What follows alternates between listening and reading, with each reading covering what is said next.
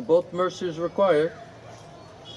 But most people, they don't like this cleansing process. We don't naturally liking tapodivyam, divine austerities, sacrifice, discipline, right? Being controlled, right? Although Prabhupada says everybody's always controlled, it's just is it from Krishna or Maya, right? So the guys get the chain around the neck being dragged and he's like, you know, I don't want to surrender to Krishna. I'll surrender to my mind, my lust, my greed, right? You just surrender to Maya. Everybody's surrendering, it's just is it Krishna or is it Maya? Everybody's listening, but are we listening to Krishna or are we listening to Maya? That's the only question. You can't say, okay, I'm independent. Prabhupada said nobody's independent. You're serving Krishna's energy one way or the other. It's either his superior energy or his inferior energy. It's either spiritual, superior energy, or it's external, temporary, material energy, Maya. Nobody's independent. You can think you're independent. That's Maya. That's what Maya does. You're independent. You can think as you want. Your body, mind, senses, everything belongs to you. Then whatever comes to your mind, okay, those are my thoughts. This is my plans. Hare Krishna. Haribol.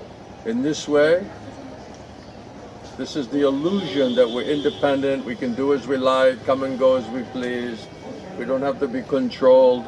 No, we're controlled. It's either controlled by Krishna and the Guru through their instructions, or uncontrolled mind and senses means controlled by Maya. So where is the independence and not wanting to be controlled and free thinking, independent, free agent, doing as we like? Dave, are you a free agent? Yeah? It's tough now because then you have to surrender. And false ego doesn't like it. Especially as we got older. When I met my guru, I was already married man at that time, had child. I was already had own place, working, so many things. It's not like you're a small boy being controlled by the guru. Hare Krishna. Hare Krishna. Is it on?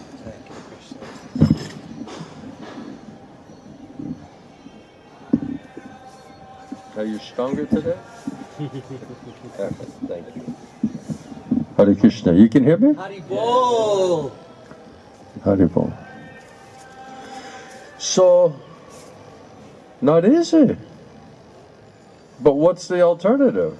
If you want to get out of Maya, and you want to get free from the reactions of Maya, you want to get free from anxiety, you want a plan that's going to work, that means we have to accept Krishna's plan. Accept Krishna's plan means accept the Guru's plan. The Guru doesn't have a separate plan. He's asking, what is Krishna's plan? It doesn't matter to the Guru. I said the other day, somebody's married, not married, this, that, this position, that position, this job, that job. Why does that matter to the Guru? It's what does Krishna want for you?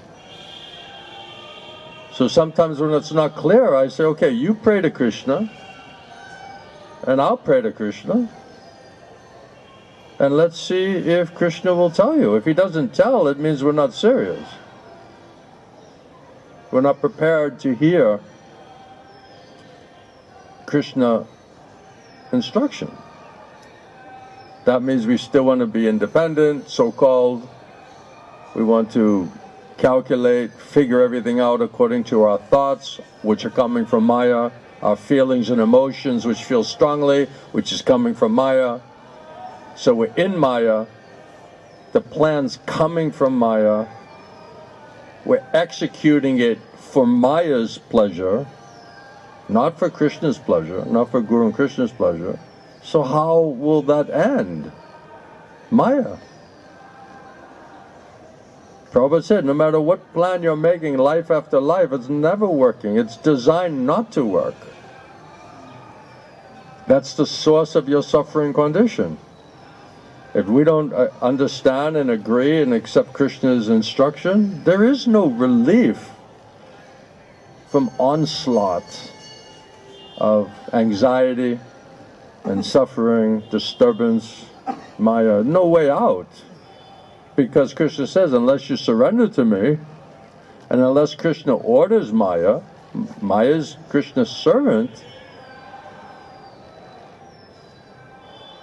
So if we convince Krishna, okay, I'm done, I just want to be a soul surrendered to you, I want to surrender to you, then Prabhupada says, then Krishna will ask Maya to release you. Then all of a sudden, you know, that you're being haunted and obsessed and disturbed by so many material thoughts and material attractions and material attachments and desires. All of this stuff will leave you. You become free man. Prabhupada said the problem is you want to be free man without surrendering to Krishna. That's the misconception. Prabhupada said, if you completely surrender to Krishna, you'll be completely free. It seems opposite. But we're not surrendering to Krishna, we think we're independent and free, but actually we're completely harassed and controlled and disturbed by Maya. There's no question of freedom. Peace of mind and happiness is freedom, but that comes with full surrender to Krishna. But Maya is making us hesitate, oh, I'm doubting, oh, it's confusing, oh, we need some excuse. You know, I checked in with my mind and it's like just a little bit not convinced. Some doubt is there, I'm very intelligent, I'm not blindly going to leap and jump. Some hesitation is there, right? Because you don't want to do it. If Krishna just tells you and you have faith in Krishna, we'll just do it. Promptly, Prabhupada says, promptly, immediately.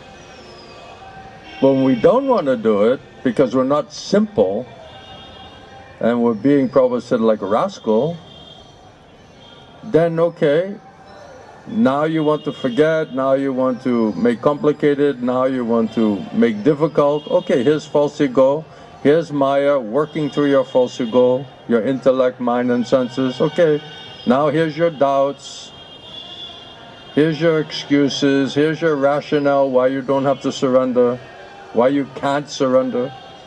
I remember one time in Bhubaneswar, one lady said to Srila Govinda Swami, well, Maharaj, I'm a Western lady. This is like, it's not even like Vedic lady, right? I'm a Western lady. Gurudev, what is this Western lady, Eastern lady? It's all nonsense.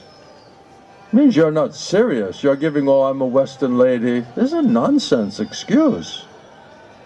There's no material excuse. There's no material impediment or obstacle if you get mercy of Guru and Krishna that you can't understand everything properly.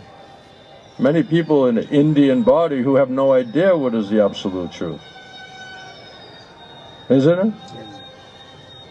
And if you get a pretty good brain, you'll be a good mental speculator. There's a lot of good mental speculators. Okay, you have a higher grade of mental speculation. Where does that bring you? It brings you to the same hell. When you're on the royal road to hell, the highway to hell, you can't say, yeah, but my mental speculation was better than yours. Right? You're in the same car, you're going to the same destination. Who's a better mental speculator? Who's more smart?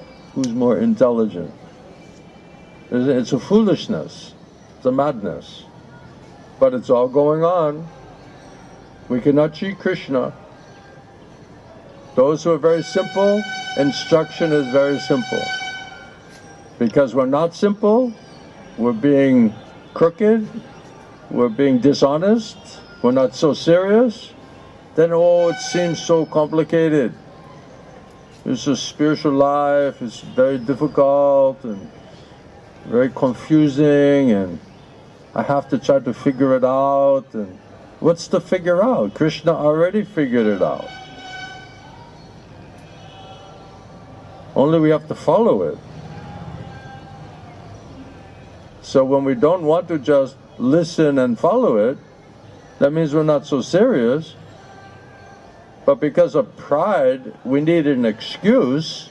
We can't just say, I'm such a rascal, I don't want to listen and follow it. That's not very sociably acceptable. So if you say, no, I'm very intelligent, I'm very wise, I'm just going carefully, I'm using my intelligence, I have some few doubts. It sounds a little better, doesn't it? Then you can save your face, like they say. In the East, try to save your face in the public.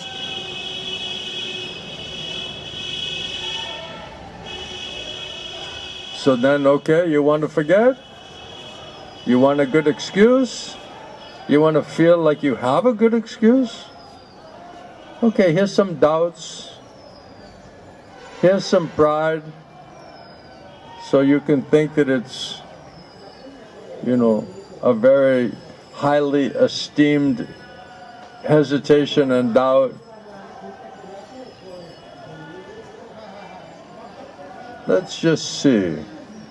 The most intelligent person, whoever's most simple and pure, is most intelligent.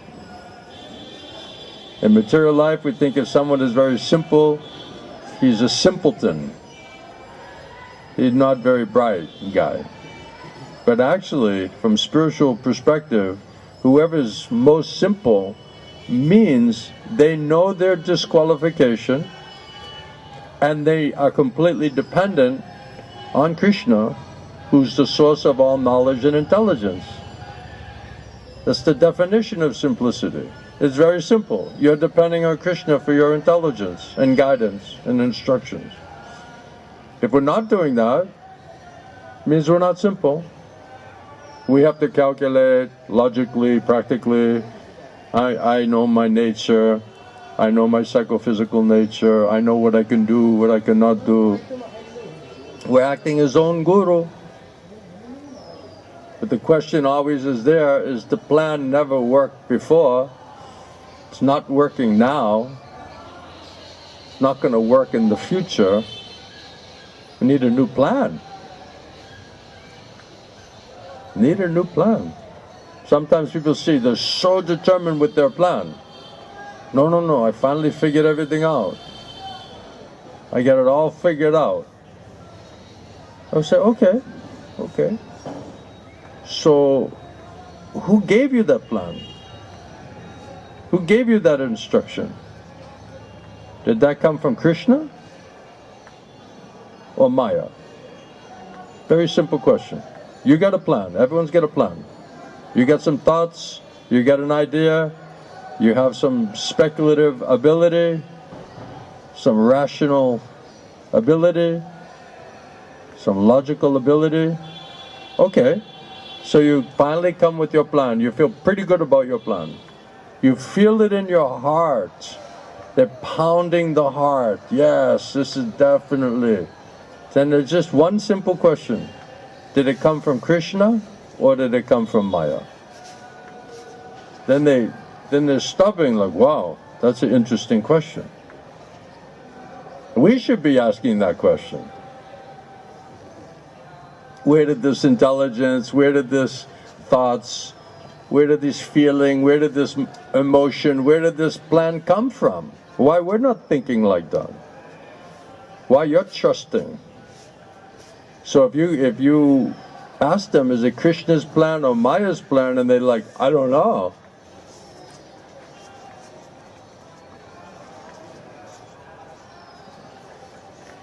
Hare Krishna. I hope they fed you finally. All right. So, is it Krishna's plan or is it Maya's plan? And then when they say, well, I don't know, then they get like shaky. Like, whoa, I thought I was confident. I thought I had it all worked out, my plan.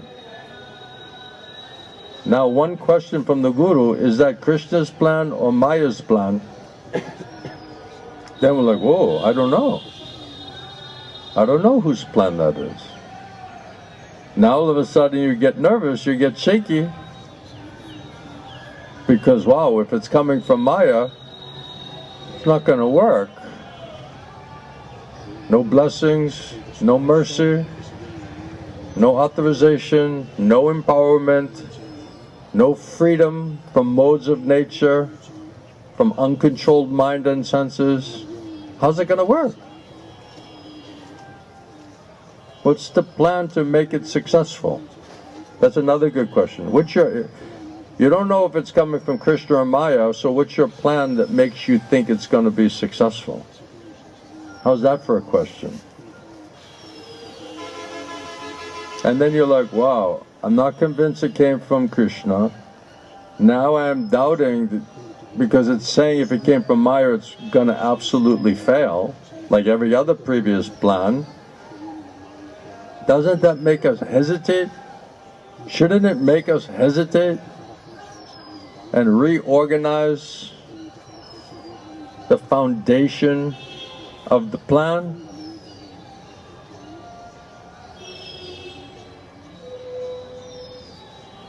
So let's just say the Guru says, you know, or let's just say you want to cook. You want to cook prasad. That's your nature, you like doing, you have some interest in it, and you just start doing. Right? Just like Krishna says to Arjuna, because you're a Kshatriya, you're a warrior, your nature will force you to fight. Your very nature will force you to act according to that nature. But Krishna says, I'm just asking you to do it for me. Do it as devotional service to me. So if you don't agree for that, you're going to end up fighting anyway, but you get no spiritual benefit. Because it's not connected to Krishna.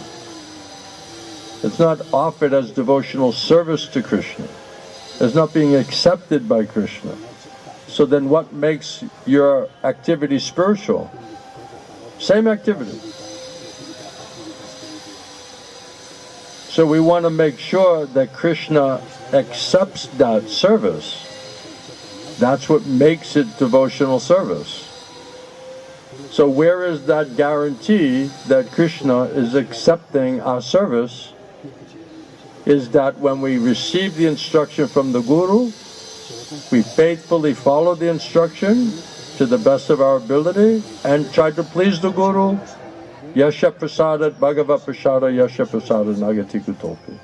The Guru is happy. Prabhupada said, if you want to see if Krishna is happy with you, see if your Guru is happy with you. Easiest way. If the Guru is not happy with you, that means Krishna is not happy with you. And if you don't care if Guru and Krishna are happy with you, then you're totally in Maya, and you're just servant of Maya. Then you're doomed for failure, materially and spiritually. So if that's your plan, nobody will stop you. If you'll not listen, if you'll not take any good advice, nobody will help you, nobody can help you. Krishna says, you're not hearing me because your false ego not allowing you to hear. Then you're lost.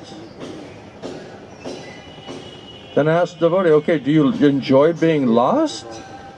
It's fun? Nice? What do you like better? You're lost, you like anxiety or depression? What do you prefer? Right? Which one? Anxiety or depression? Which one feels better? We can shift between anxiety and depression.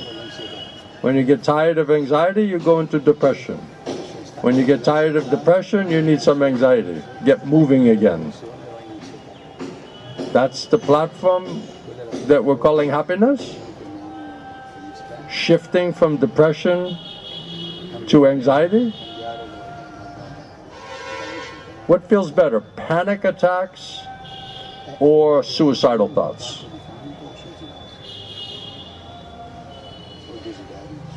Is that actually a legitimate option?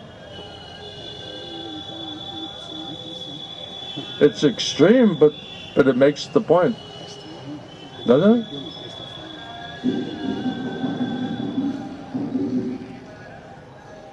Any questions or points?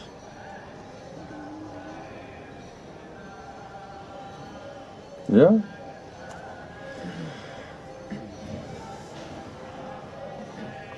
Hare Krishna.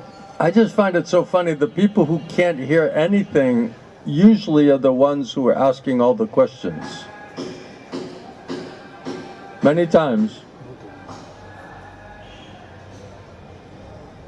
people asking questions, I'm answering the question and they can't hear anything I'm saying. So I think, well, maybe it's just other people are meant to hear the answer. So that's why I entertain the question. I have my doubts whether the person can understand it, but maybe someone heard the question, has a similar question, and maybe the other person can hear the answer. With that way we go. Yes, how can I help you? I realize again, by hearing again from you, that I need to try to please Guru and Krishna. And I need to try to please Guru and Krishna. Probably good idea. Yeah. But so what's your plan to please Guru and Krishna? I want to try to clarify with you what is the plan. What is it? I want to try to clarify with you, Gurudev, what is the plan? What is the plan? Ask your Guru. Ask Maya.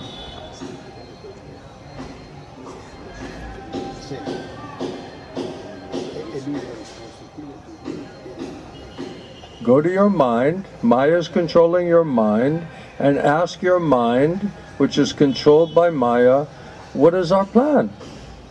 And she'll continue to give you the plan. That's the plan, right? How well is that working out for you? Why won't you give it up? I'm too much attached. I'm too much attached. Then suffer. But, You're too much attached. You don't want to hear Krishna. Krishna says you're lost, so suffer. That's your choice. That's not Krishna's choice. But that's in our foolishness, in our insanity, in our pride and arrogance. We have to suffer. Because we're not surrendering. Too much attached. That's what Krishna says. Because you're so much attached to the body, to mental speculation, to listening to Maya, Prabhupada says you are condemned by the material energy. So if you're in a present position of being condemned by the material energy, what is the meaning of externally asking, what does Krishna want?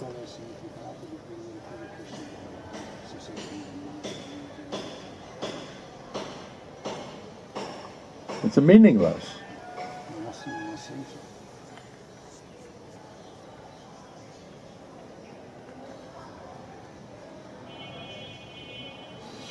Anybody else?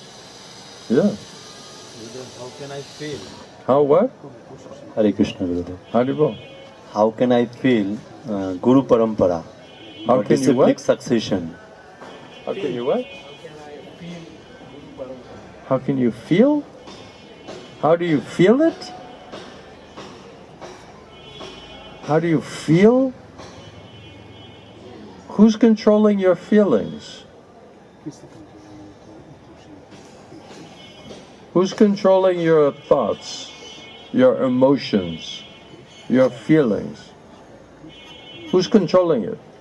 First find that out, whether you should trust your feelings. I can't. Huh? You can't figure that out? Is your intelligence, mind and senses guided by Krishna? Krishna Parampara, Shastra? Or is it guided by Maya? I'm trying to figure out what I have to do. I'm in the process. In the process, people say like that, I'm in the process. I said, in the process of what? Everyone's in a process. It's not like a sufficient answer, I'm in the process. Are we in the process of going to hell? Or we are in the process of getting purified and liberated and going back to Godhead? What process are we in? Whose process is it? Is it the science of Krishna conscious process? Or it is the foolishness of surrendering to Maya's process? Whose process? Everyone's in a process. What's your process? Who's your process coming from? Right, we said last night, Srila Rupa Goswami, he's explaining what is the process. What is the process of advancing in devotional service? Right? Faith in Krishna, faith in the Guru, faith in the process of purification, faith in the process of destroying doubts, faith in the process of developing transcendental realized knowledge, faith in understanding the soul, the Atma, Paramatma, Super Soul, surrendering there, hearing there.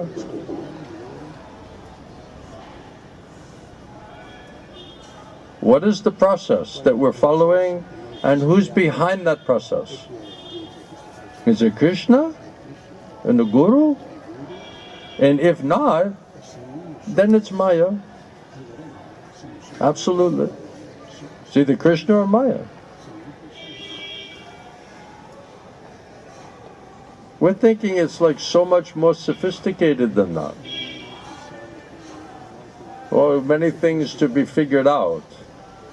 No, there's one thing to figure out. Are we going to accept Krishna's plan or Maya's plan? That's the only thing to figure out. That's the use of the independence, Haribol. Minute independence.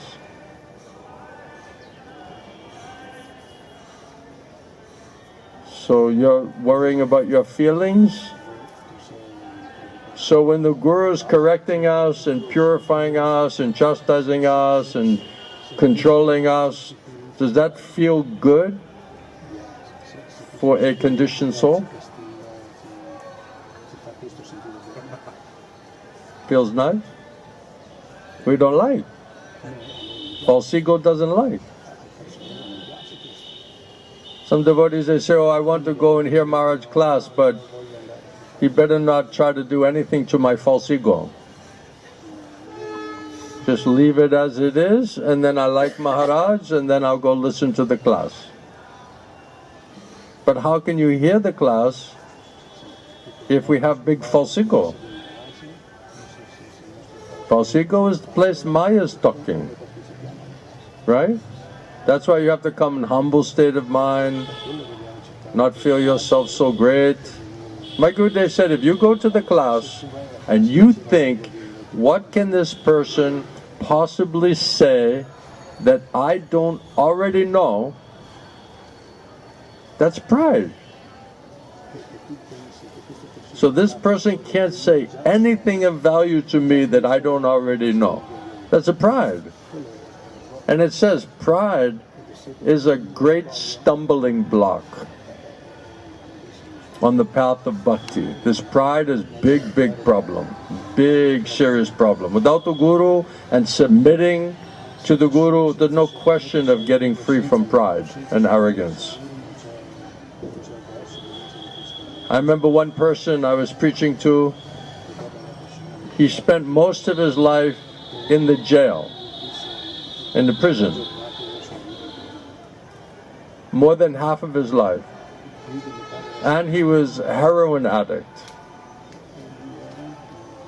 So completely addicted to the heaviest drugs, spending so much of his life in the jail, but he's so puffed up. I was shocked. Oh, I was doing this so much crime, and I was very clever, and he's telling stories like his pastimes of committing criminal activity. And I said, you are like this one show, right? The world's dumbest criminals, right? Something like that, right? He's robbing a train and he's leaving his ID on the train. This kind of guy. Right? So you have a mask on, you're stealing everybody's wallet, everybody's watches, everything, right? And then just before you leave, you just take your passport and leave it on the front seat. This type of criminal, right? He's not even a good criminal. He's a fool.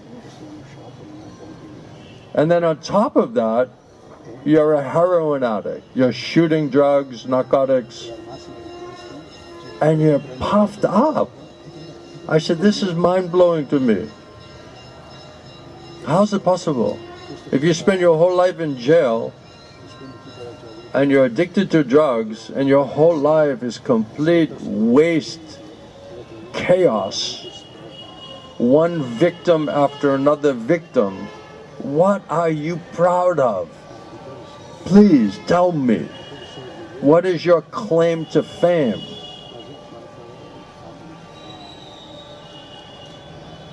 He could not say. So I said, wow, if someone can be in that position, of course we're all more or less demons. Prabhupada said everybody in the material world is more or less some kind of demon, otherwise why are we here? Why we're in the prison house? Everybody here is insane, more or less, otherwise why are we here? Isn't it? So devotee, one who wants to be a devotee, he understands this pride and arrogance and conceited nature, this has to go. Somehow or other, I need to become much more humble. Because without humility, you cannot beg or cry for mercy. Even Krishna says, when he's talking about knowledge and transcendental knowledge, he says the foundation, the base of the start of real knowledge is utter humility. So without utter, complete humility, there's no question of transcendental knowledge. This means a Rajagun, Tamagun. There's no Shuddha Sattva transcendental spiritual understanding. It's all speculative, it's not real. There's not sufficient purification. So I found with my spiritual master, I don't even know he's my spiritual master. But his words hit me very deeply. No one's words in my life could hit me that deeply. And Guru means heavy, means his words are heavy. So heavy information, very humbling. Right, but pride and arrogance, we don't think we have so many bad qualities. We cannot see, we're blind. One of the Prabhupada says if you're very proud, it means you're blind. Especially spiritually blind, blinded by pride.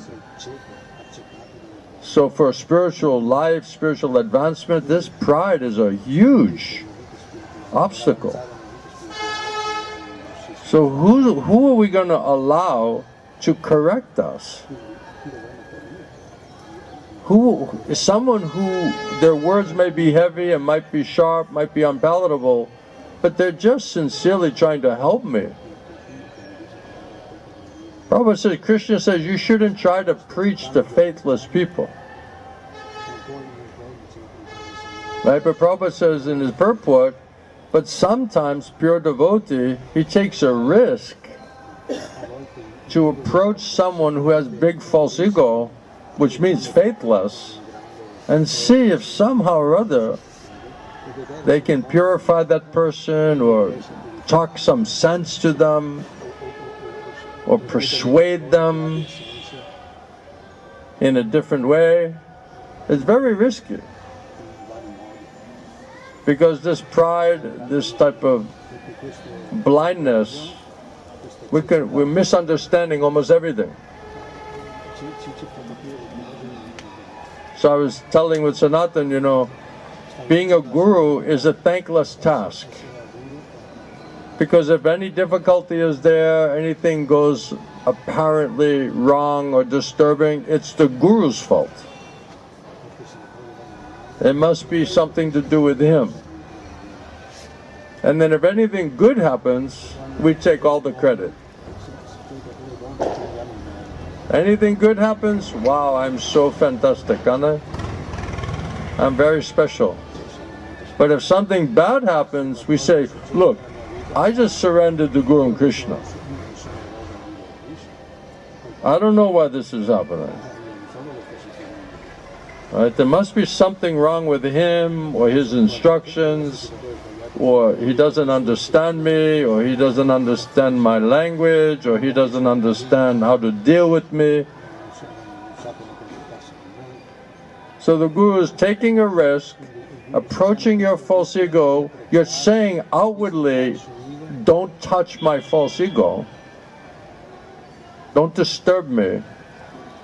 Then how the Guru is supposed to help you exactly?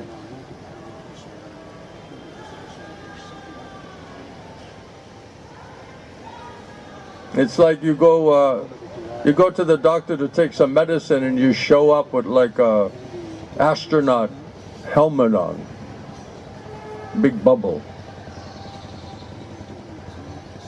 I came here for some medicine. Right? And you can't put the medicine inside of them.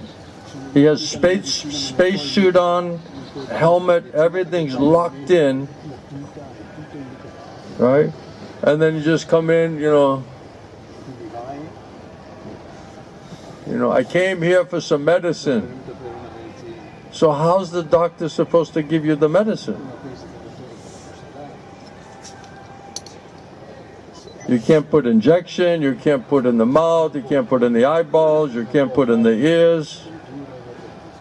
That's false ego. So medicine never enters inside of you. And then we said, I went to the class, nothing special, I didn't hear anything, I got no effect, nothing is there. This person puffed up, he thinks he knows something. Right? Who does he think he is? You know, he's the Prabhupada said, you know, oh, what do you think? He can see and I can't see? What does he think? He knows and I don't know? It's pride. Pride is demoniac quality. Pride means spiritually blind. But we're so proud and so ignorant, so blind, we cannot even recognize it. No, I looked at myself for a couple seconds, I didn't see any pride there. I'm a humble servant. Okay. Yeah. When I looked at myself, I said, there's that special soul who loves people and well-wishing friend of all living entities. Okay, I'm not a saint, but pretty close. I have a silk chadar I put on and I throw it over. I put on my I Lost My Heart in Vrindavan t-shirt. And then I sit and do a drama like I'm a gopi in separation. Oh, the little kids are crying. Oh. This is all nonsense. It's all cheating. It's all sentimental. It's not the real. I'm crying in a mood of separation.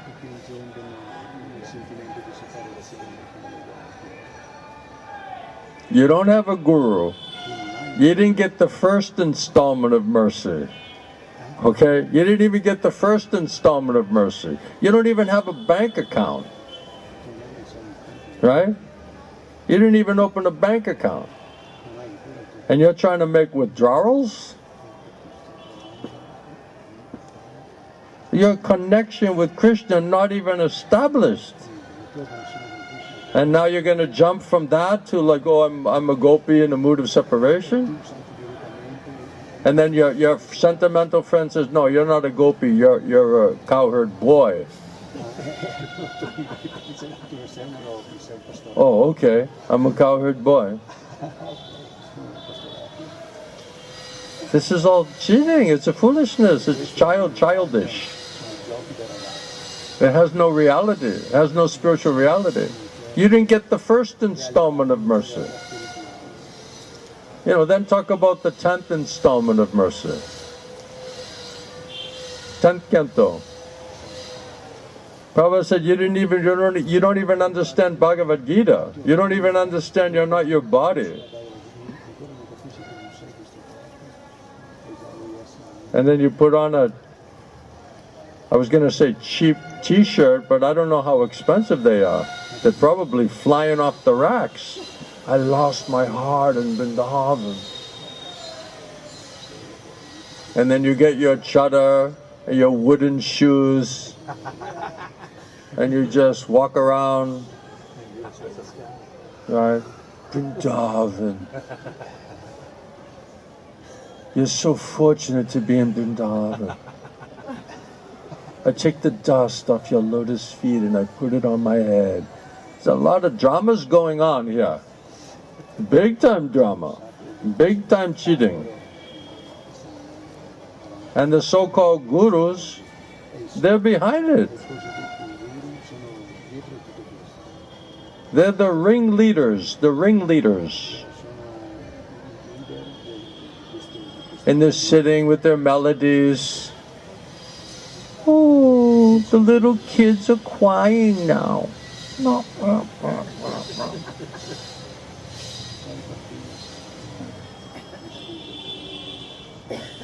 And the fools and the rascals, they get sucked into it because they want an easy cheating path. Sahaja. Not discipline, purification, qualification, freedom from all of this demoniac qualities.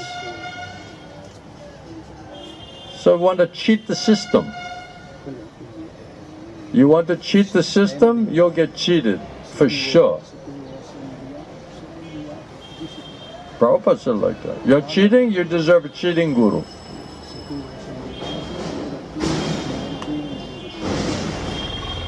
There's plenty of those available. Because most people, they deserve to be cheated. Prabhupada said hardly anybody is serious about going back to Godhead. Hardly anybody. But if you ask any of the devotees, are you concerned about going back to Godhead? Of course. But when you ask, okay, Are we prepared to do the hard work? Oh, I don't know. I have to think about it. This is a gradual process. I have to be intelligent. I have to calculate. I have to work out I need some space. I need some space. I have to think this through.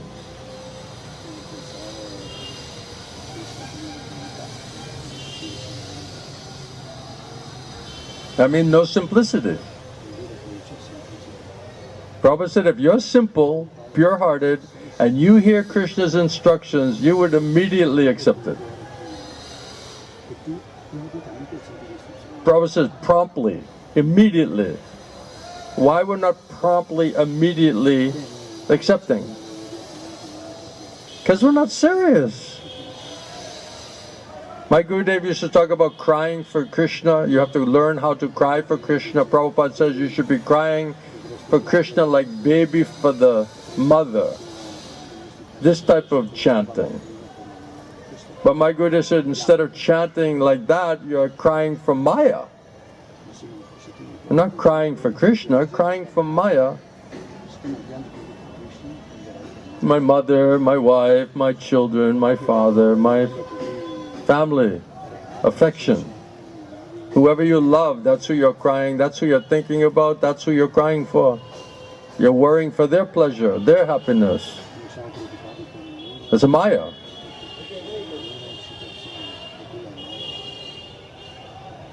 Don't chew your fingers. Alright? Stop chewing. Are you nervous? No? He's chewing his fingers.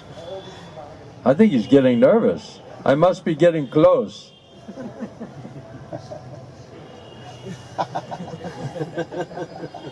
He might give me some instruction now, you know.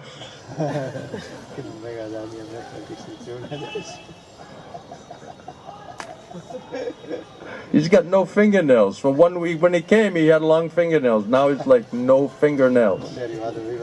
He's just chewing his fingernails every day. He's massaging himself, he's chewing his nails, his head, he's like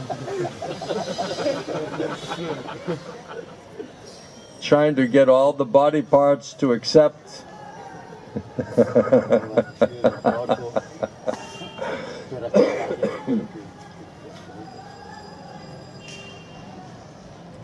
Right? Mind is like disturbed, it's like you're massaging your mind, you know? I'm just thinking that what I should do.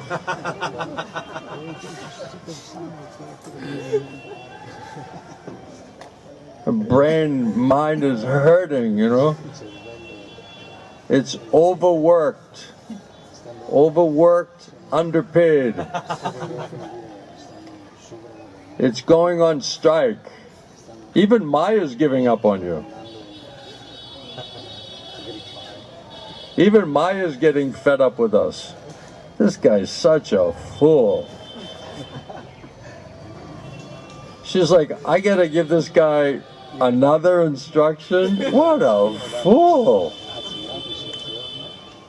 He's supposed to be surrendering to Krishna.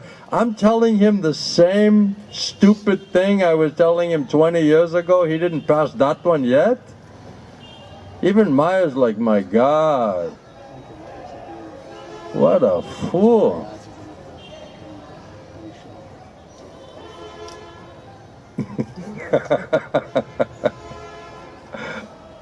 And then we're thinking, no, I'm very smart, I'm very wise, I'm very capable. I love people. Love people. If you don't like Krishna, you don't like anybody. You don't like yourself.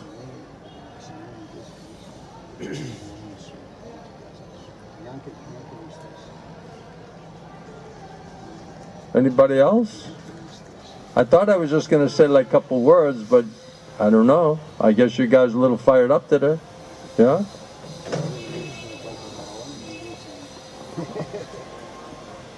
What's the Sugar Day? What's the difference between Bhakti and Mukti Sukriti and activities we perform under the guidance of spiritual Just master? chant and be happy, Deva. Alright, just chant and be happy. Don't be a jnani. Be a bhakta. Alright?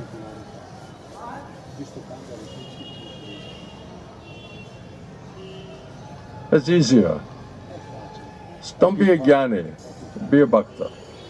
If you're a bhakta, you'll understand everything. If you're a jnani, you'll not even understand jnana, what to speak about bhakti. Alright? Keep it simple. There's one saying, K-I-S-S, kiss. Keep it simple, stupid. Keep it simple, stupid. Simplify.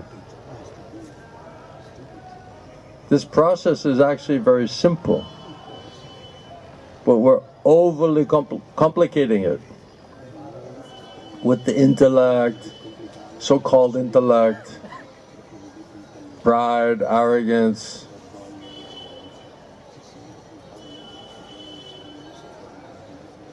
False ego. It's like someone who's in Tamagun and they're saying, can you explain the difference between bhava and prema?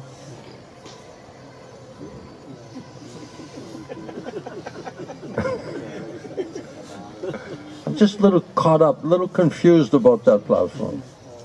Between bhava and prema, it seems very subtle. We didn't get the first installment of mercy and we're going to understand the distinction between bhava and prema, you know. Nice bitter medicine, huh? Feel good? Pinching? Very good. Before you didn't like it, now you're smiling. That's a progress. That's progress. Because you're catching the point. Just whatever's in front of you, whatever you have to do to please Guru and Krishna, just focus on that. And then you'll get mercy of Guru and Krishna. They'll purify your mind, intelligence, senses, everything. And then you'll understand everything yourself. Automatically. It says one who has unflinching faith in Krishna and the Guru, all purports of all the Vedic literatures, everything is revealed to that person. If your best friend is the source of all knowledge and intelligence, what won't you know? Now it's a question of how do you get that best friend who's the source of all knowledge and intelligence to whisper in your ear. That's the challenge. And it's not Krishna's problem. He wants to tell us, but we don't want to listen. Or we're not so eager, we're not so greedy. We're not so inquisitive. So Krishna says, okay, you're not asking, I'm not telling.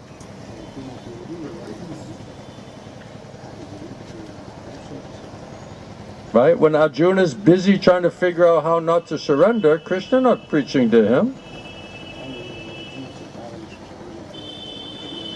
He said, okay, he'll figure it out, that it's not going to work. And once he figures out it's not going to work, then he'll come back to me, then he'll surrender and say, I'm soul surrendered unto you. Please tell me decisively, specifically, how can I serve you? What is your plan for me? Before that, Krishna not telling. He told, he didn't listen, he doesn't want to do, he coming with so many mistakes, so many excuses, so Krishna not chasing him. No. It's okay. When you're ready and you want to surrender and you really want to know, then come back. Prabhupada said, if you don't think you have a problem, You don't need a guru. You don't need Krishna. It's when we realize we got a problem, a serious problem, and we can't solve it, and we're in danger, and Maya is sitting there waiting for us, then we'll be very inquisitive. Yeah. Then we'll become very inquisitive. Okay?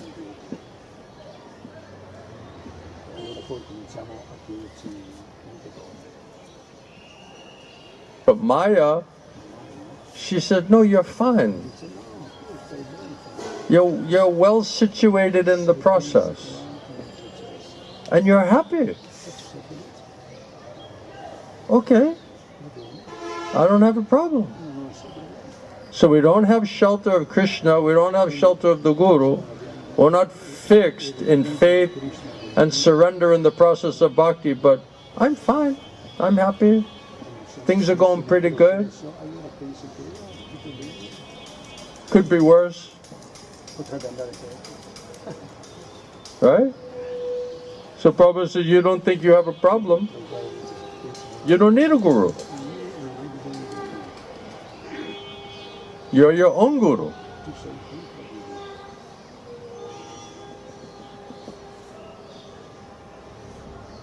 And if you don't realize you have a problem, then you say, oh, tell me what Krishna wants me to do, to the Guru.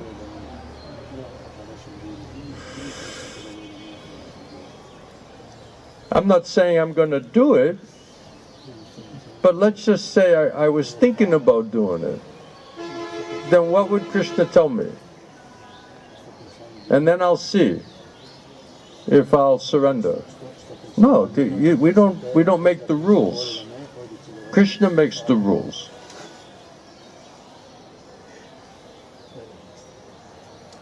Right? When Arjuna surrendered, then Krishna said, okay, now let me help you get out of trouble. Let me destroy your doubts. Let me purify you. Let me answer your questions. Actually, the first thing Krishna did to Arjuna, when Arjuna surrendered, Krishna chastised him. You're speaking so many learned words and you're mourning in the bodily concept of life for the soul which has no death. So as soon as he became Guru, the first thing he chastised Arjuna. Prabhupada in the purport says, Krishna said to Arjuna, you're fool number one, because you're thinking like that. It purified him. Then he had so many questions, so many doubts, he went to the Guru, and Krishna destroyed the doubts, answered his questions, purified his consciousness, gave him spiritual strength, intelligence, understanding. He resumed his remembrance on spiritual platform that he's eternal servant, Krishna is the Supreme Lord, and he agreed to fight for Krishna's pleasure. That's process.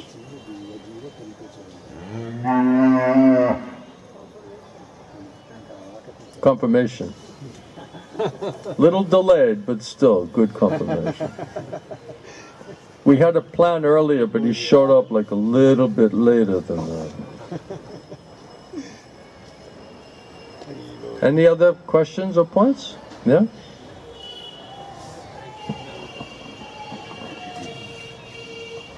Hare Krishna. Should a disciple discuss with Gurudev about his instruction to understand it clearly, or he should follow it anyway by using his own intelligence? What's the question? The disciple discuss with the spiritual master to get more clear understanding about The spiritual master already spent hours in Bhubaneswar explaining every detail and giving you every instruction already. You don't remember that?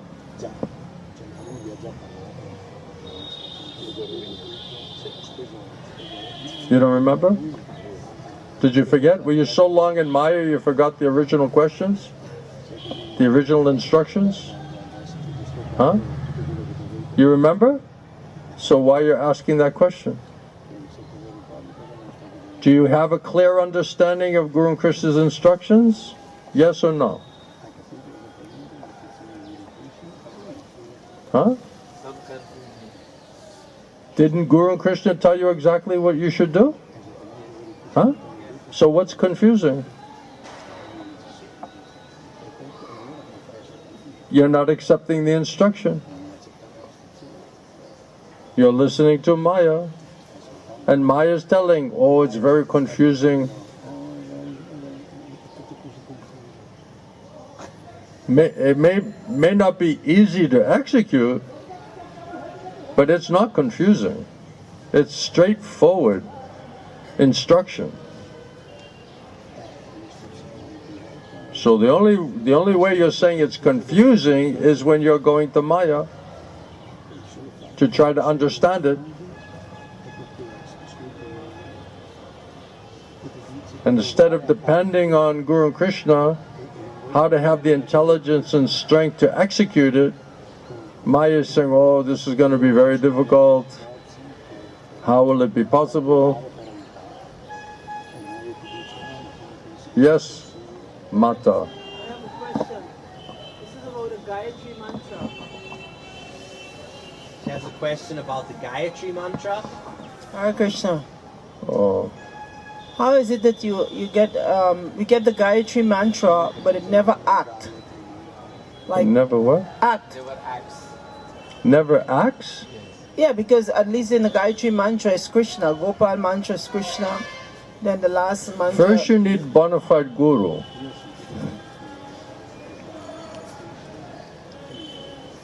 Then all the mantras will work.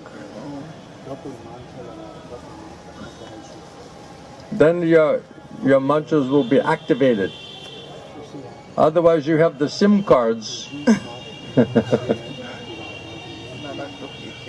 but no activation. I keep trying to call, can't get out, nobody returning my call. I got a phone, I got the SIM card. Now I just need some activation, right? So bona fide Guru and Krishna will activate it. Only Krishna and his true representative can activate your mantras. They only have that authority.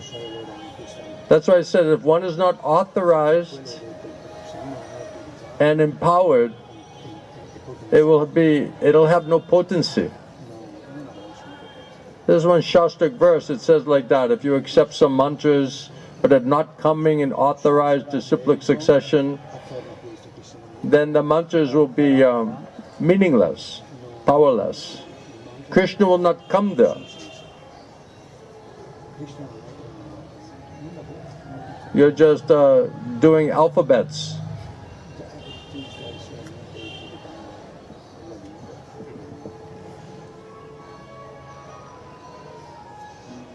So need a guru. One Maharaj, he was fighting with me. He said, are you saying that you have to hear more than reading? And I said, well, your spiritual master said that hearing, out of the two, hearing is much more effective. And then I gave him like 50 quotes from Prabhupada explaining this point. And then I said, I don't know if I should say that. Then I told him, I said, Maharaj, looks like you need a guru. You need a guru, Maharaj. So he wrote me back. He was chairman of the GBC. I said, Maharaj, you need a guru. Then he wrote me back And he said, well, Murali, do you have anyone in mind? He's thinking I'm going to say myself, right? Do you have anyone in mind, Murali, who could be my guru? So I said, well, Maharaj, if I wasn't so busy, I would try to help you. But I'm just so overwhelmed. But if anyway, Prabhupada said, if you cry and pray, show your sincerity and seriousness to surrender to Krishna, then Prabhupada said Krishna will send you a guru. I said, personally, I'm too busy, but if you show Krishna you're sincere and serious about surrendering to Krishna, he'll send you the guru that you need, Maharaj. So surprisingly, he never wrote me back after that. He's arguing with me, and I'm giving his own guru's instructions. I'm not saying in my opinion this or that. I gave 50 quotes of his own guru giving this instruction, and still he's not understanding it or accepting it.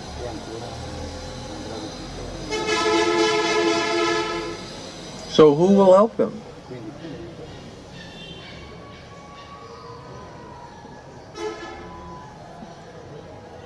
I don't know why they don't love me. They should love me, right?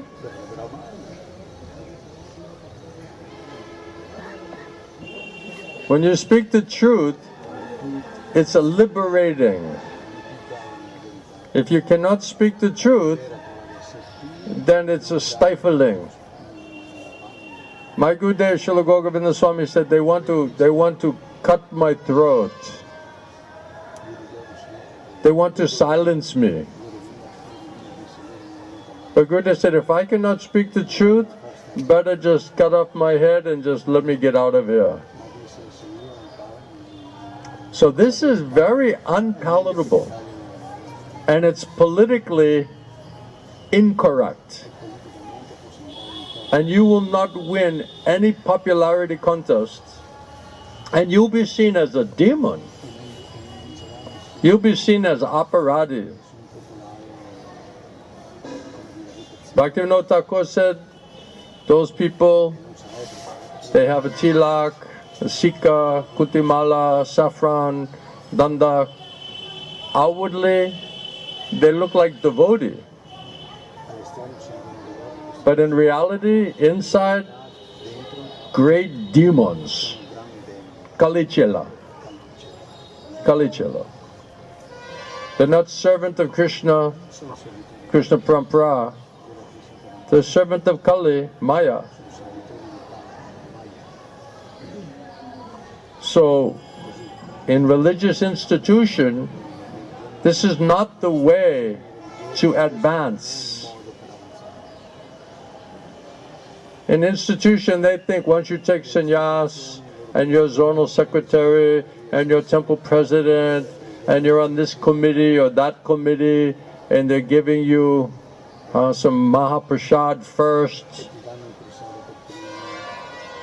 and you're controlling money and manpower, then you're advanced. And then you're advanced. Then you've made it in the corporate America, or the corporate globalist advancement.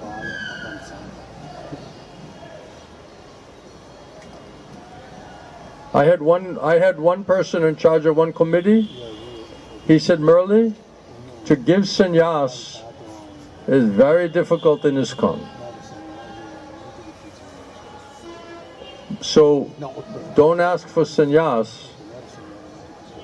We'll just make you a guru.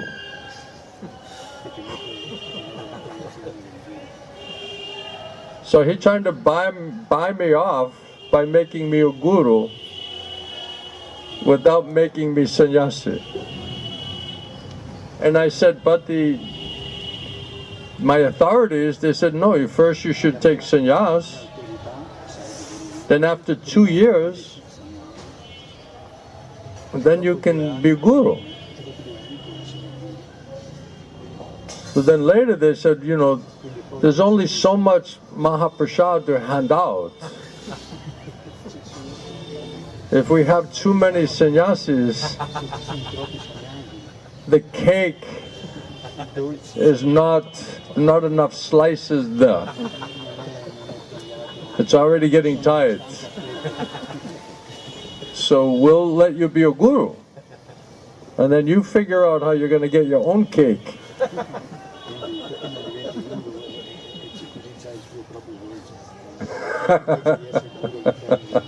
It's all going on. It's all going on in the name of religion.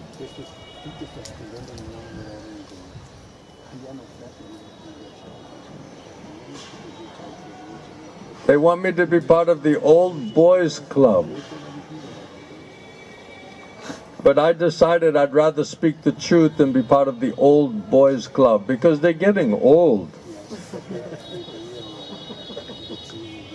In this game, this cheating that they're playing, this is also getting old. People are too intelligent now.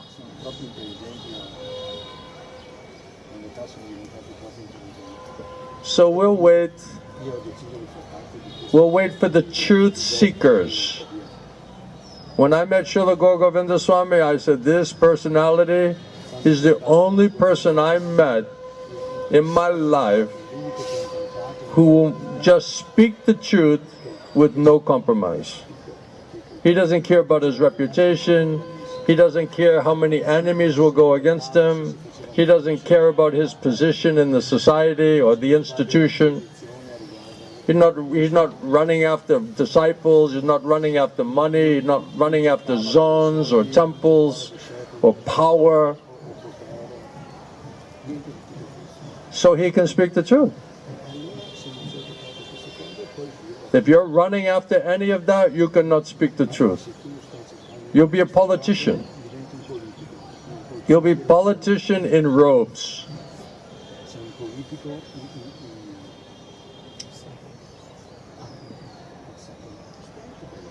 Political speaking, diplomatic speaking, very crooked. And all of that diplomacy and crookedness and duplicity and material calculation for name and fame, pranam, pranami, that's demoniac, Kalichela mentality. They'll never last. We cannot cheat Krishna. I told one Maharaj, I said, Maharaj, I'm so fortunate now. He said, oh, why, Murali? I said, because now I can't be cheated by you people.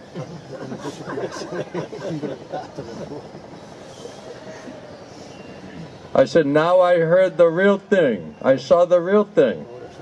Now you people cannot cheat me anymore. He got so uptight with me, you know. I don't know why. He got very angry at me.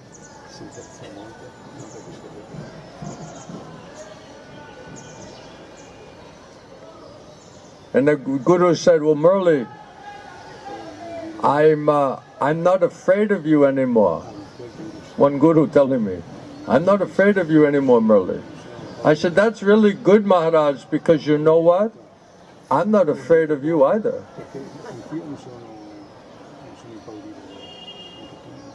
And then one Maharaj came, he's the Hugging Swami. We have the Dancing Swami. We have the Hugging Swami. So the Hugging Swami,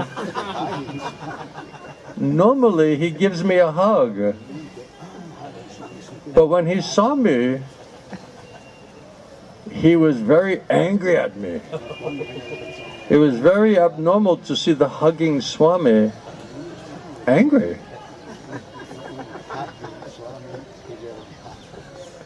And I said, the more upset, angry he was, disturbed he was with me, I said, Maharaj, Where is my hug?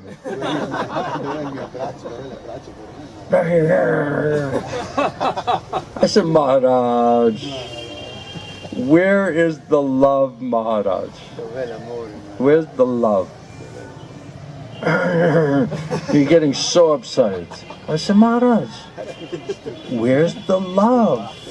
Where's the love that you always talk about? Where's the love, Maharaj? It's in your heart. He turned into like a witch, you know? The wicked witch of the West. It's in your heart. Wow, Maharaj. Maharaj. Where is the love? Where is my hug? He's like, and there's like 15 devotees there watching this whole thing. And I just keep saying, where's the love and where's my hug? That was like my mantra. Where's the love and where's the hug? And finally, he's looking bad, you know. He's looking real bad. The Hugging Swami is losing his credentials. He's losing the Hugging Swami credentials. So then he realized, I have to hug this guy. And I'm like, Maharaj, where's my hug? Where's the love? So then he says, all right. All right.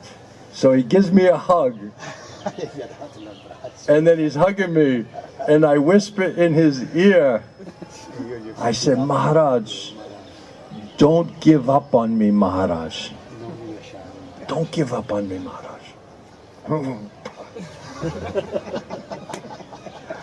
So I don't know why they react to me like that.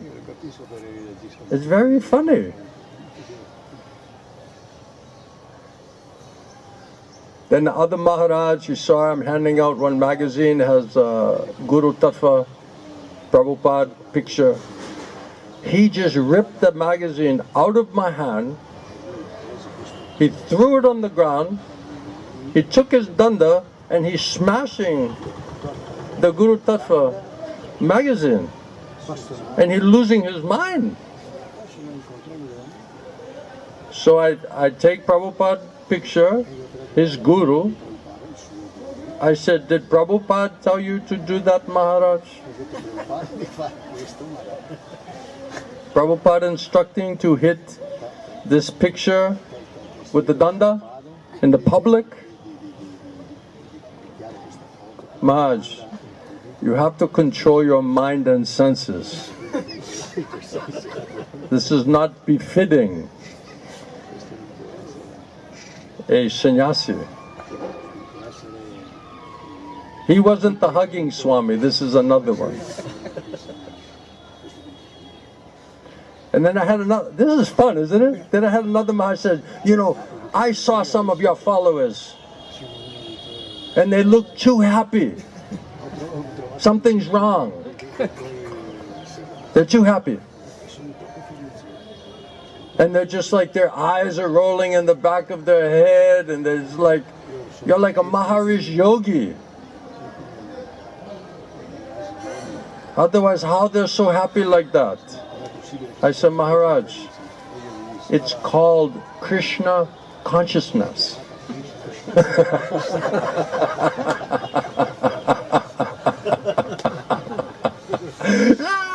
He started yelling at me, I think I know what is Krishna consciousness. Maharaj, I'm just joking with you, you know, just relax, you know, calm down, calm down.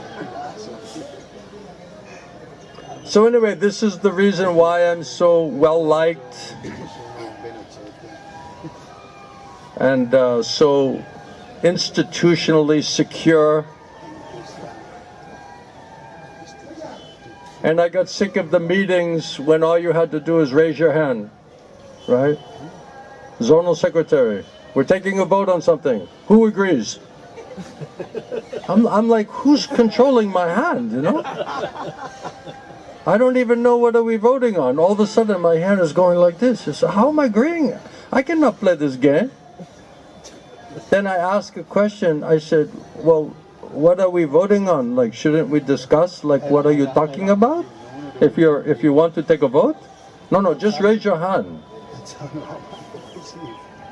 So if you want to get along here, in this power politics environment, just raise your hand. I said, no, here, you can have your zonal secretary post, man. I'm not raising my hand. Forget it. So if you want that type of association and so-called guru, plenty. No shortage. But if you want really, you're seeking the truth and you want to hear the truth, and that's refreshing to your soul, then come back. If you don't like it, oh, we're talking about the absolute truth. Where are you going? Huh? At least let me finish the sentence. I was just going to say, and if you don't want to hear the absolute truth, then just go. And he already was like going. This is not good for business, my friend, you know? You're not supposed to get up and go. That's not the time. At least wait like 30 seconds or something. Okay, fine. You have to eat something. Are you hungry? Take prasad. Then go. Get some mercy. Mahaprasad. We'll save some for you. Just looking at you, it is my prasad, Maharaj. Thank you very much for everything, all these days. Huh? Harikatha. Just looking at you is my prasad. Oh. And I don't even have my Lost in Vrindavan t-shirt on. And still you like me. Wow. I don't even need to buy the t-shirt then, huh? Hare Krishna. That saved me a few bucks, you know. Thank you. Hare Krishna.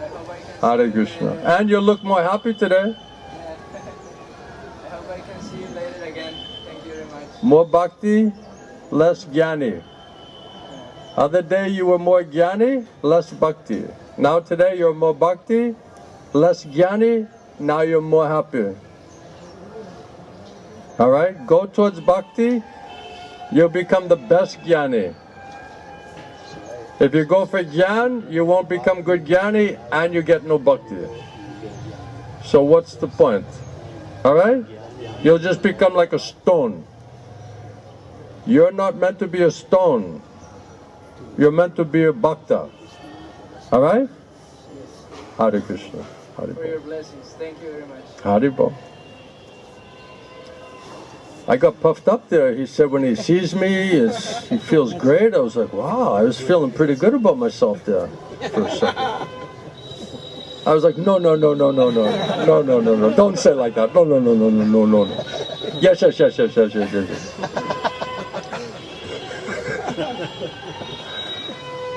I think the last day I'm getting in more trouble than the whole 2 weeks that I talked, you know. I almost escaped out of here. Being reasonably politically correct. And last day I blew it. I blew it up. I failed. I guess some of the thing was meant to be discussed. So you need to activate the SIM card. Mata. Anybody else? Yeah? Hare Krishna. Are you going? I have to go to the bathroom, coming back. Alright. Did you take prashadam? Not yet, not this morning. Alright. Are you going to come back? Yeah, for sure. Alright. All You my better. stuff's still here. We'll send someone in the bathroom and pull you out of there, you know?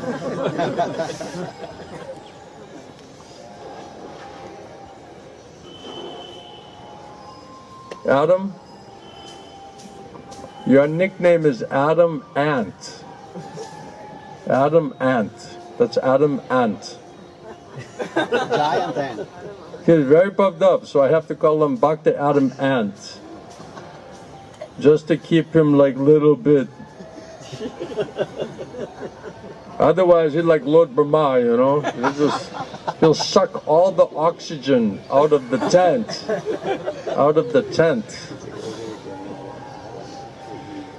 So,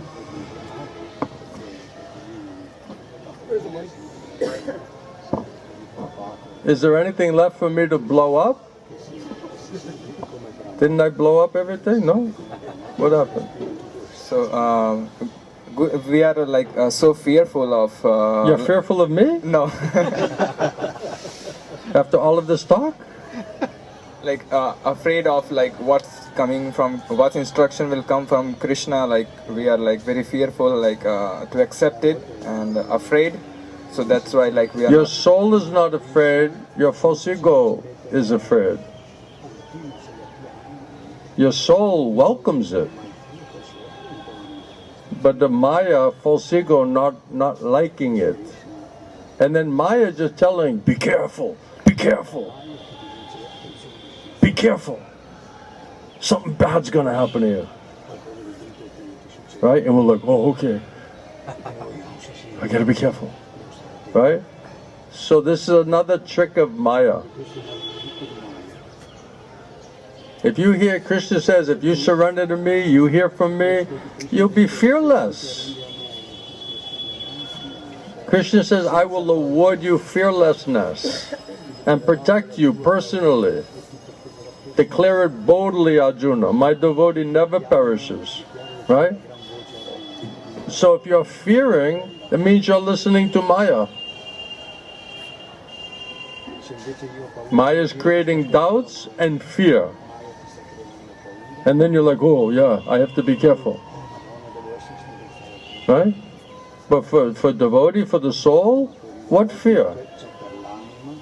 Instruction coming from Krishna Parampara, coming Guru Sadhu and Shastra.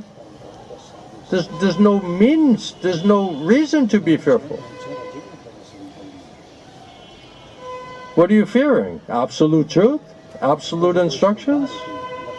What is the value of fear in front of absolute truth? It's nonsense. It's Maya. Now if someone said, well, my feelings, my emotion, my opinion, my this, that, right? Then I'd be fearful. Right? Then I'd be like, okay, why I should listen to this person? Right? But if they're presenting as it is, and it's all Guru Sadhu Shastra, Krishna's own words, what is there to be fearful about? What is the value of your fear? It's Maya.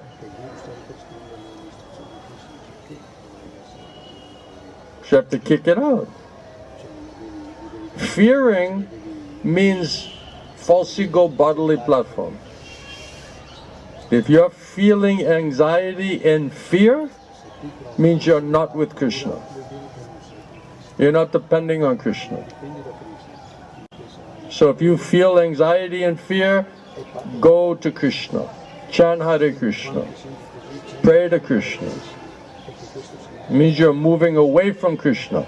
The more fear and anxiety, the further away you are from Krishna. The more close you get to Krishna, the more your fear and anxiety will leave you. That's up to you.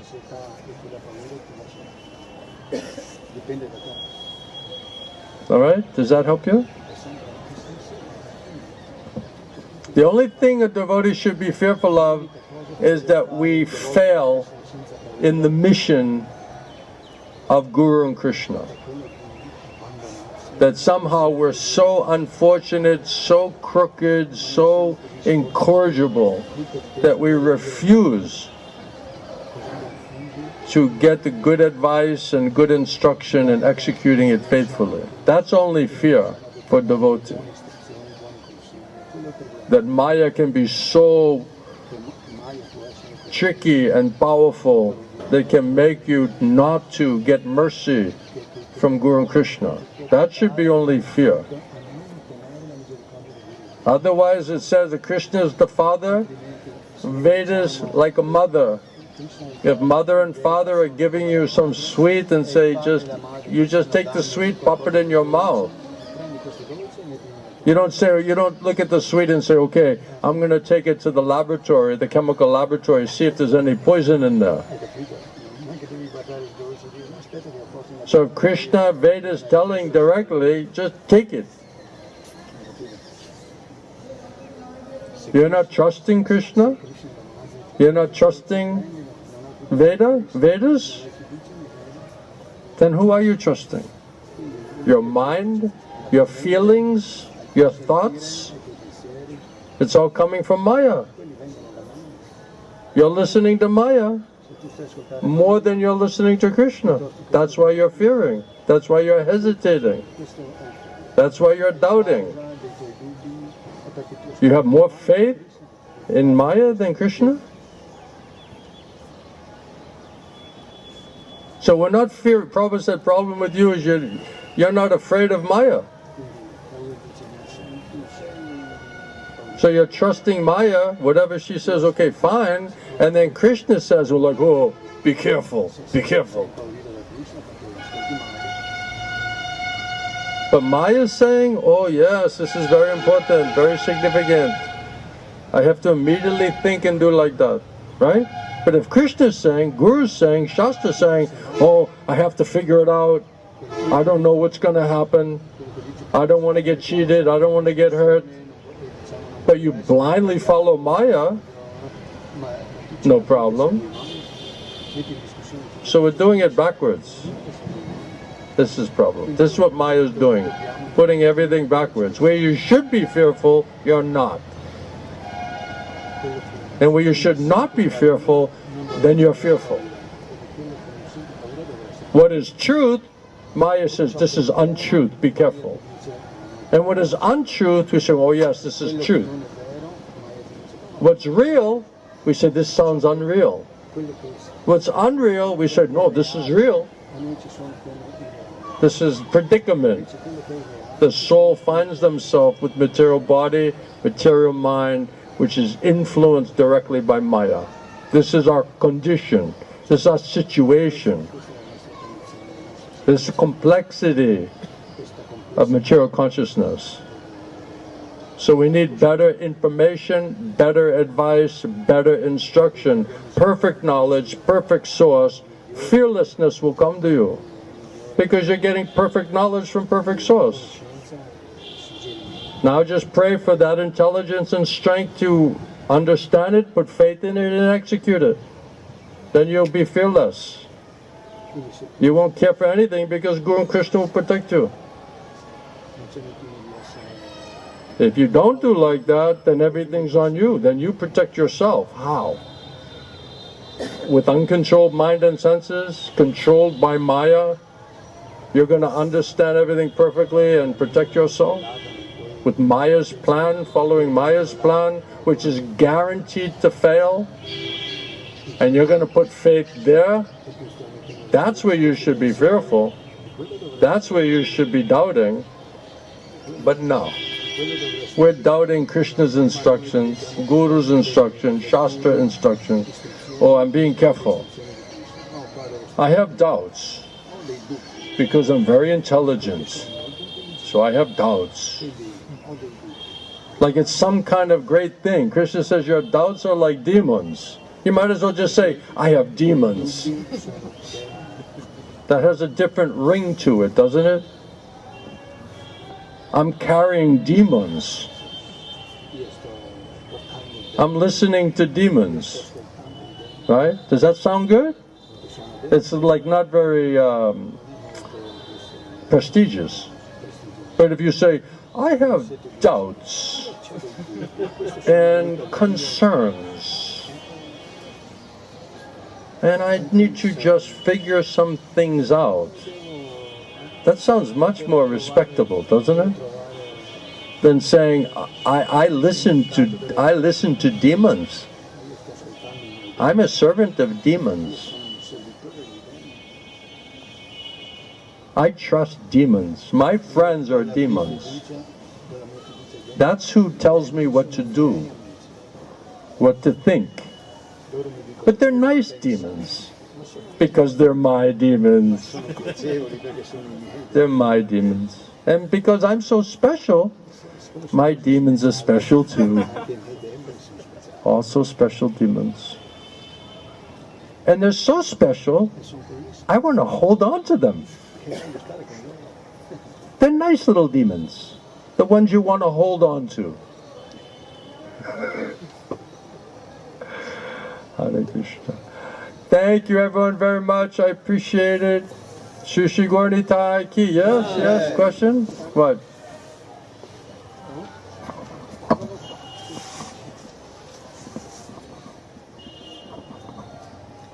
Hare Krishna, Srila Gurudev. Hare Krishna. How to know if you're simple? Huh? How to know if one is simple or having kapatya, crookedness? If you're asking that question, it means you're not simple. How to know if you're simple or crooked? I don't know. That means you're not simple. It's like asking someone who's starving, how do you know when you're full and not starving? Right? When we would say like this, my Gurudev used to say, just be simple, Baba. Just be simple. Well, technically, what does it really mean? What is that distinction between crookedness and simplicity and the proper application of the difference between bhava and prema? Wow! You're very, very sophisticated. Very advanced. Very advanced. My Gurudev said, just be simple, like a child. Just consider yourself a fool. Prabhupada says like that, in front of your guru, he's the one who has knowledge and realization and you don't. Bottom line. So just be a fool in front of the guru. Don't think yourself very proud. Don't think you know everything. The only reason I know anything is because I heard from my Gurudev. I'm just trying to share what I got from such an exalted Vaishnava. Otherwise, me personally, who cares what is my thoughts or opinions or realization? It's irrelevant. But what did I hear from such a Premi Bhakta? What did he teach you? What did he explain to you? What did he show you? What did you realize by his mercy? That's what you should be interested in hearing, isn't it? How did he teach you to read and understand Prabhupada's books in such a simple way? Ask that question, right? Okay? Thank you. Appreciate it. What is this?